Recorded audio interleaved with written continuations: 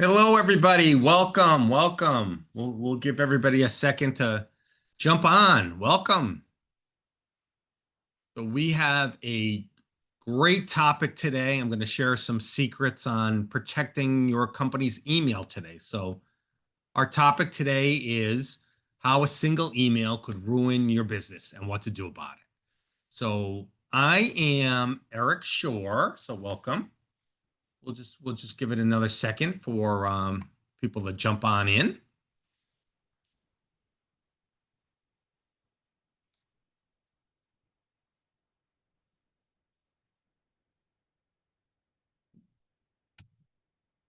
Welcome, everybody. Welcome. So, I'm going to be sharing some secrets with everyone out there today on protecting your company's email. So, our topic today is how a single email could ruin your business. And unfortunately, I have seen that happen and what to do about it. So, so stay tuned. Stay tuned. So, I am Eric Shore. I'm the president of Secure Future Tech Solutions, and many of you we're currently doing business together, and I thank you for that. And everyone else, welcome. So, just to give you a little background about myself, I've been an IT professional and running Secure Future Tech Solutions for 33 years, and our focus is protecting our clients and helping our clients protect themselves. So it's really all about vigilance and mindset. So there's one attack after another. It's ridiculous. Um, so I want everyone to always be on the lookout for hackers and to question everything. So it's changing your mindset. It's being on the lookout for threats. And one of the biggest threats out there today is something that's called business email compromise. So if you are going to get compromised, 90% of the time it is through email. So let's talk about business email compromise and what's it all about. Um, Before that, though, really quick, a little housekeeping. If anyone out there has a question, please put it in the Q&A box. Also, let me know you're out there. Give me a hello in the chat. So welcome everybody. It's great that you're here today. So questions, feel free to stop me as we go along. We have a lot of ground to cover today. This is a really important topic. So business email compromise is essentially a hacker gains access to your company's email. And then they use your email, or what looks like your email. It could be spoofed, which means it looks like it's coming from your email system, but it's really not, to defraud the company, defraud your customers, defraud employees. We've seen it all. I mean, it's getting to the point where hacking attacks are absolutely out of control. And just to show you a little example, so every year the FBI, through their Internet Crime Complaint Center, or IC3 for short, um, issues a report. So the report for 2024 just came out. And what it shows you here is that complaints are on the rise, along with losses. In particular, the losses are devastating. So as you could see in 2024, there was almost 900,000 complaints. And then the losses are staggering. About $17 billion in losses in this country that we know about. And that's really the key here. These are complaints that were reported. That number is staggering, but I am willing to bet it could be double or triple that amount, because there are a lot of situations that, because companies want to handle it privately, they don't want the negative press. There's a lot of complaints that go unreported or underreported. Now, to bring it a little closer to home, everybody, in Rhode Island. So, how many of you here are from Rhode Island? Put it in the chat. Um, in Rhode Island, there was 1,600 roughly reports of internet crime with a value of $23 million. That's a tremendous amount of money for little old Rhode Island here for losses. And don't forget, that number is probably very, very low. In Massachusetts, our neighbor to the north, for over 14,000 incidences of internet crime that were reported in 2024, with a value of, are you sitting down? I hope you all are, $338 million in losses. So in comparison, you could see, Massachusetts, it's a much bigger market, and a lot more cybercrime happens because of it. So it is staggering. It's not just big businesses, it's a lot of small businesses as well. So keep that in mind, that these numbers are underreported. So why are businesses, particularly small businesses, such an attractive target? And the reality is, a lot of people have the belief, and I hear this time and time again, it won't happen to me. Is anybody out there, have you ever felt that way? Hey, we're too small, we're not a target. It's okay. This is definitely a safe place to share. Put it in the chat. The reality is, hackers know that small businesses have very little cybersecurity, if any, and they will compromise you, not necessarily to get to your stuff, but they will use your business to target other bigger fish and get them on the hook. And that's happened time and time again. A classic example of that is many, many years ago, Target was compromised, and a lot of their credit cards were stolen from Target. And it happened because they had a relationship with a small contractor that did their HVAC, their heating and cooling. They compromised the system through that company, a much smaller fish, to get to the big fish. So that will happen. So let me just share a couple of cases that I'm aware of, that I've worked on. And these are incidences that I have firsthand knowledge of, that I know about. None of these particular situations hit the news or were reported. Okay. So there was a small law firm that we work with in Rhode Island. They were scammed out of $100,000 because their email was compromised, and hackers noticed that this particular attorney was doing a closing for a business transaction. The hackers got into his email, intercepted the closing instructions from the bank, and then doctored them with new wiring instructions, and then they lost $100,000. So that's particularly painful because this firm only had a couple of attorneys, and they had to come up with the money to close the deal, even though they were out the $100,000. Second situation, another law firm that we work with, their bookkeeper, her computer was compromised, and on, what does everybody, the bookkeeper has QuickBooks, right? And so hackers were able to compromise her particular computer, and then when she was away from her desk, they logged into her QuickBooks, and then they sent out fake invoices to clients. 4 of their clients actually paid the bill to a new address. Talk about devastating. That's something that was very devastating to this particular firm, because their clients were pissed off now because they were out the money, because they had very little cybersecurity in place.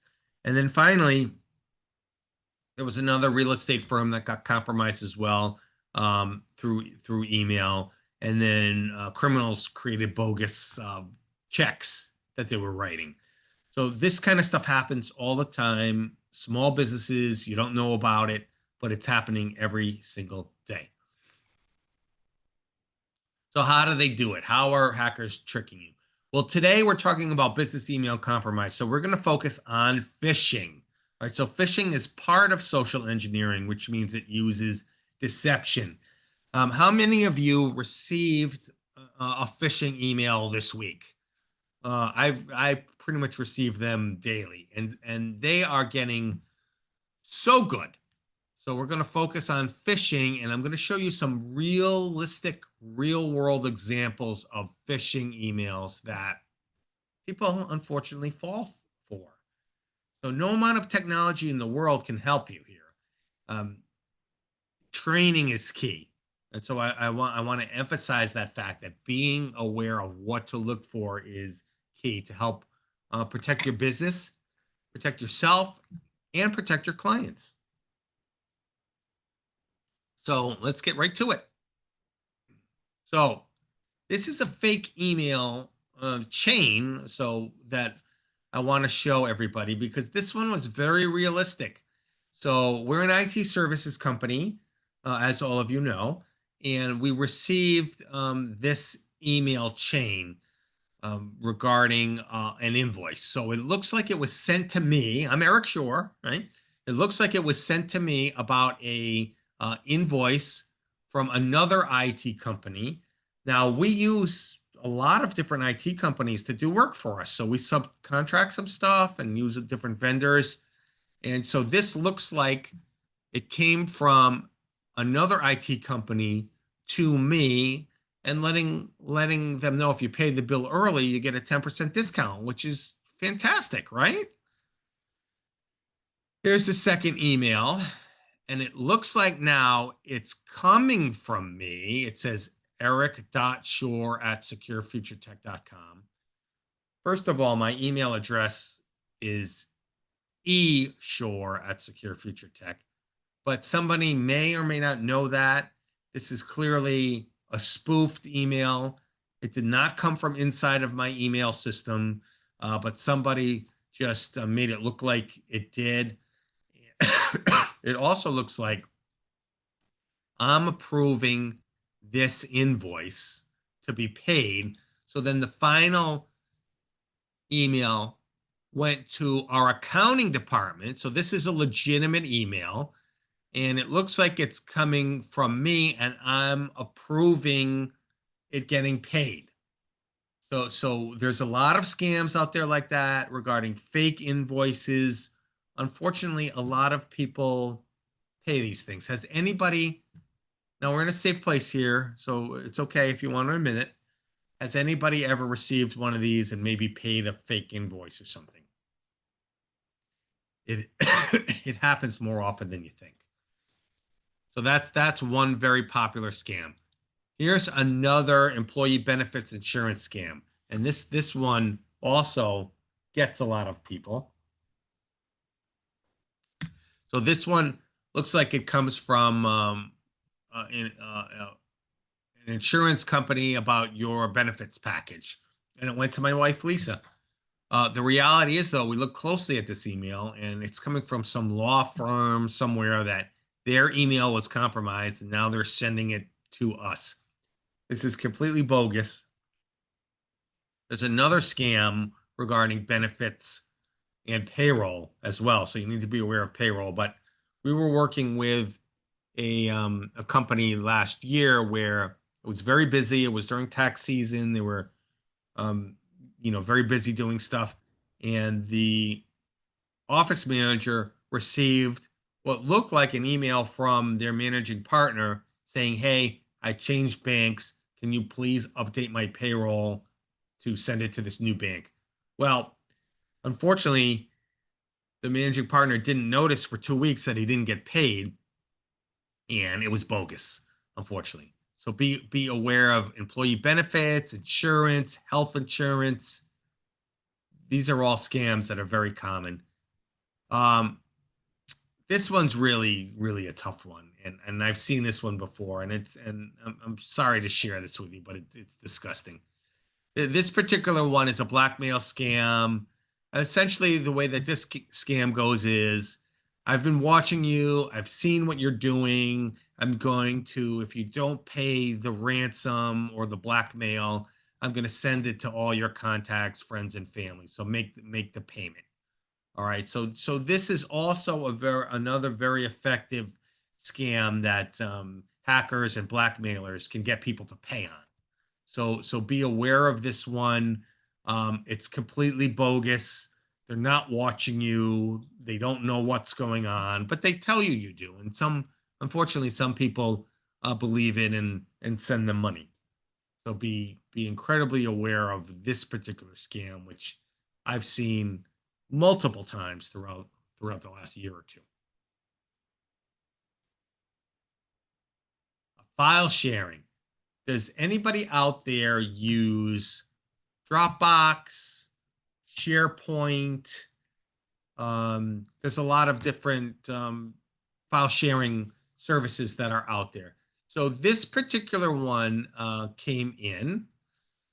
Thank you for sharing that, Deidre. So you have to be very careful, because if somebody is sending you a file from Dropbox or an attachment, were you expecting it? If you weren't expecting it, please don't open it. Pick up the phone. Don't even email, because your email could be compromised, or the person's email could be compromised. They may be unaware that hackers are reading their email and responding to it. So this particular one came from a particular law firm that we work with, and they're trying to get me to open a file, but I wasn't expecting anything from them. All right. So this came to me. And so I immediately picked up the phone and called, and sure enough, it was bogus. All right. So if you're not expecting something, be very suspicious. Okay. To the point where I'm giving you all permission to be paranoid. All right. Cybersecurity is not something to be taken lightly, and stuff that's coming your way, you need to question. All right. Now, this particular email, unfortunately, got one of my clients, and it turned into a really bad situation for that client. All right. So this is a scam from Geek Squad, but it's not really Geek Squad, but that's part of Best Buy. And they're saying, hey, your annual protection plan is set to renew. We're going to charge the credit card on file. If you don't want it or cancel, please call us. So in this particular thing, you're not clicking on anything, you're calling. This is a problem, because in this particular situation, my client received that, and he thought, well, Secure Future Tech is now doing our email security and our computer security, so I don't need this anymore. So he actually called the number, and he got a very friendly rep on the phone who convinced him to give access to his computer so they could uninstall the antivirus, so they wouldn't get charged. After they uninstalled the antivirus system, they also installed a bunch of remote access software, and then took control of his computer, and in an hour and a half time frame was able to copy most of his company files and client database. So this turned into a very ugly situation where there was notifications to all of his clients, and other things. So be very, very careful. When in doubt, delete the email and call your IT provider. Don't call somebody off of this email. If you get an email like this, don't click or pick up the phone based off of the email. It's really important that you don't do that. So be very careful. The client, by the way, after an hour and a half, realized he had been duped, and he called us up, and we immediately sprung to action and cleaned the system. But by then it was too late. So be very careful. Speed is the key. If you ever click on something or feel that something is off, immediately call us. Call your IT provider. Take action. Don't wait. An hour and a half is too long. Hackers could steal and do a lot of damage in that time. Okay. We also get fake email or voicemail systems. So you get emails from your voicemail system, which is, hey, listen now. I want you to be very careful with these, because there's a lot of fake email voicemails that are out there. Be familiar with what your phone system looks like. Okay. So in particular, this one, which Lisa received, looked like it came from an email that was outside of the country. So not our voicemail system. All right. So be very, very careful. When in doubt, delete it and then log directly into your phone system. Okay. Here's another one. Now, I know I'm showing you a lot of examples, but these are all examples that are very, very timely because we see them all the time. All right, so be very, very careful. This is another one. This one's kind of old. It goes back to 2020, but it says your account's been blocked. So this one typically can trigger a response from somebody because, oh my goodness, our email's blocked, our bank is blocked, our whatever it is. So be aware of this. And it looks like it comes from Secure Future Tech Solutions, which it did not. So we were not sending these out, but people see something, particularly my clients that are dealing with us might see our name and be like, it's okay. In this particular case, once again, delete it, pick up the phone and call us or call your IT partner. That's really, really important. Okay. Please put in the chat. Is this email legitimate? What does everybody think out there? This is something that my office manager, Wendy, she's now retired, but my office manager received this email and she does have a gold card, or she had a gold card, and it said her account has been flagged. So this is one of the things that we rely on our credit cards to buy stuff for the business. Please note, though, that there's some grammatical errors here, okay? And then also on this particular email, right, thank you, Jess. You're right, it's not legitimate. On this particular email, it even says your account information is included above. Did anybody see the account information above? No, it's not there, okay? So this is a bogus email, although it looks pretty legit. Now, here's another one. Is this email legitimate? Now, Lisa has a platinum card. Looks like it has her phone number on there.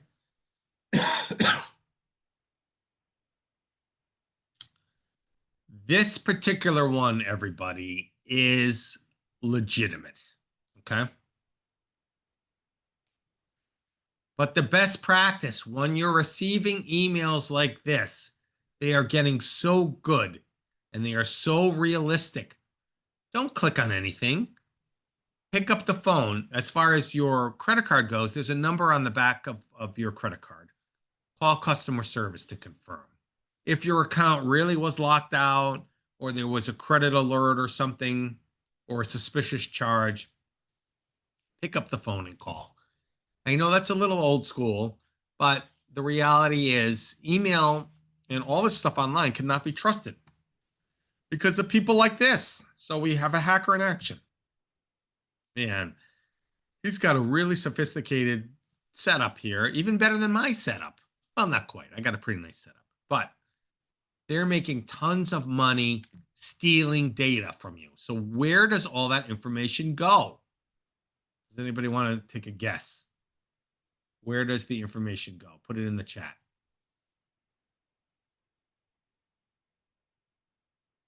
Yes. Yes, everybody. The dark web. That's right. And the dark web is this secret hidden part of the World Wide Web that's concealed from conventional search. So you need to use a special encrypted browser to get there. And then it's a black market. And hackers love it because you can operate anonymously in there. You know, you really cannot be tracked in the dark web, not easily anyway. It's very, very difficult, and it's a huge place, and you can buy all kinds of information. So when your email address and password is stolen, it's going to end up on the dark web. That's the reality, where other hackers will buy it. They'll buy a block of 10,000 compromised accounts, and then they will go to town. So what do they do with it? So they do something that's called credential stuffing. All right. So, so what that means is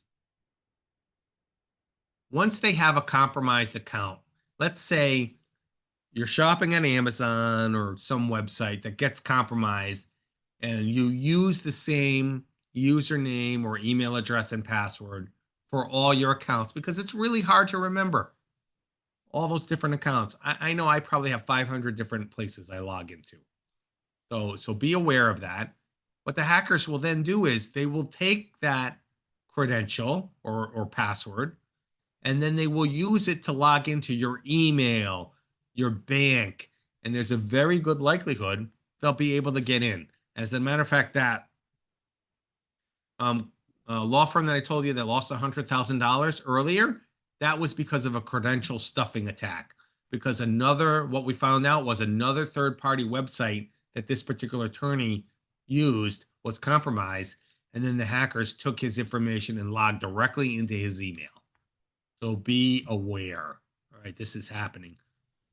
The reality is you should have a unique username and password.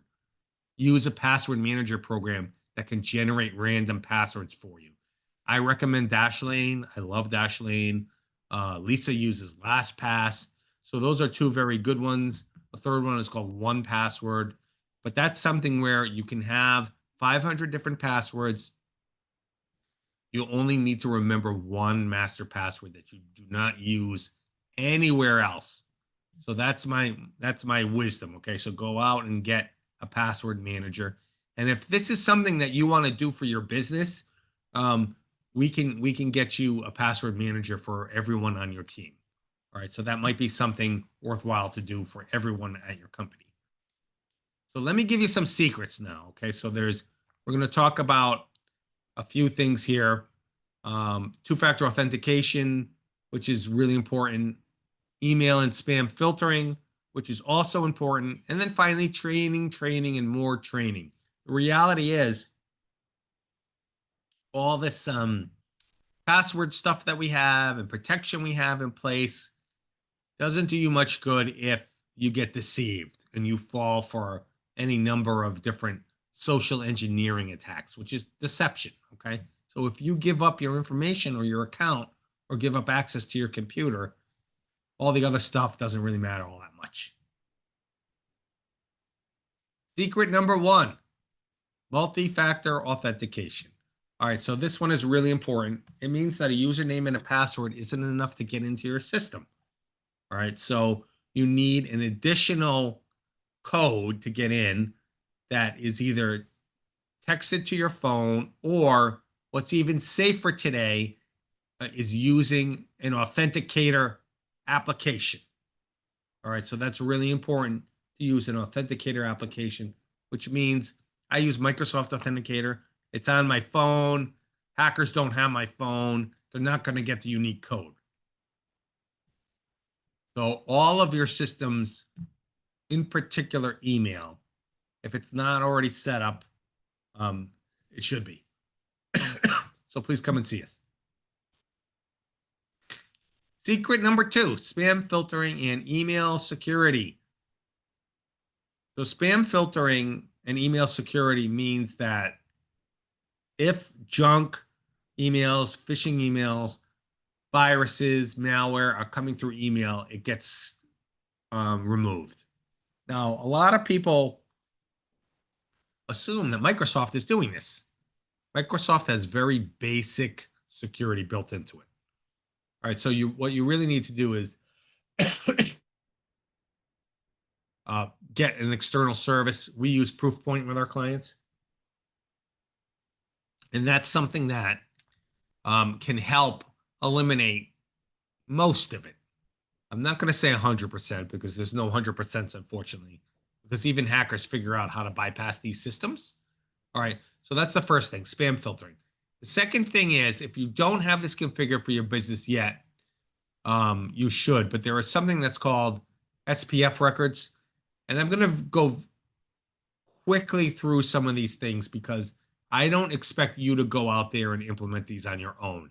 you need a professional to do that. And this is something that we work with our clients on to set up proper email security so your account isn't as susceptible.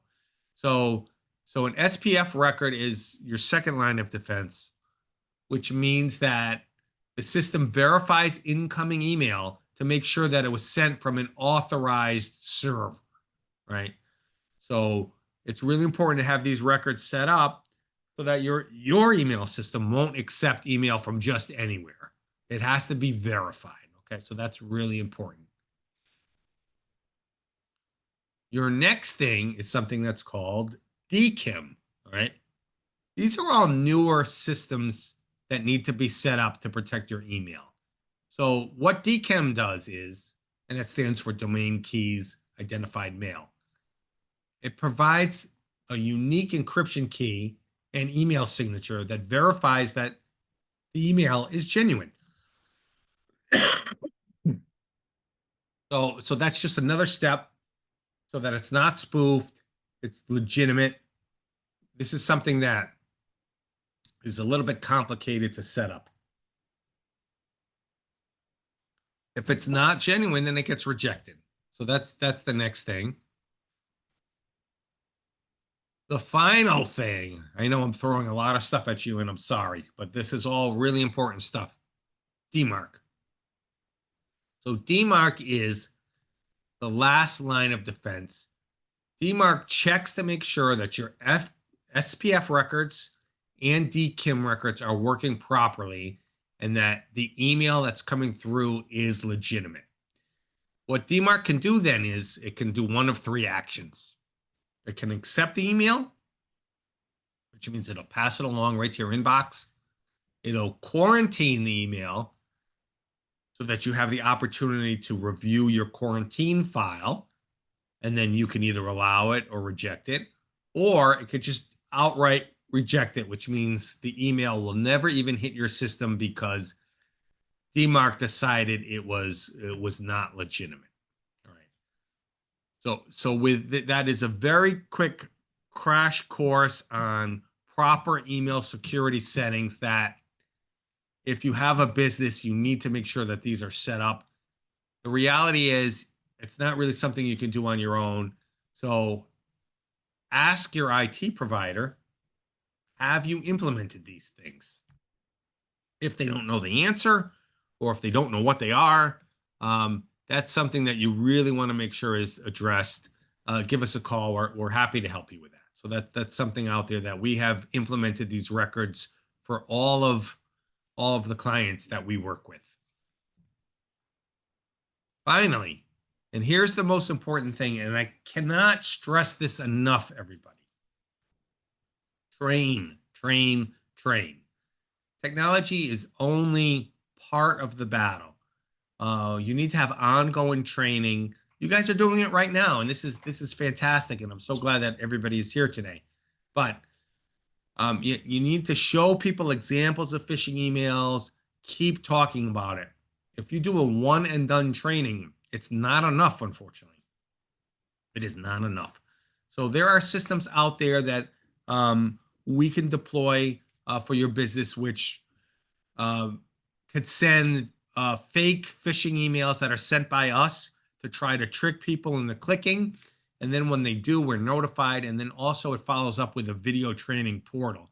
So there's ongoing training that you can do on a regular basis.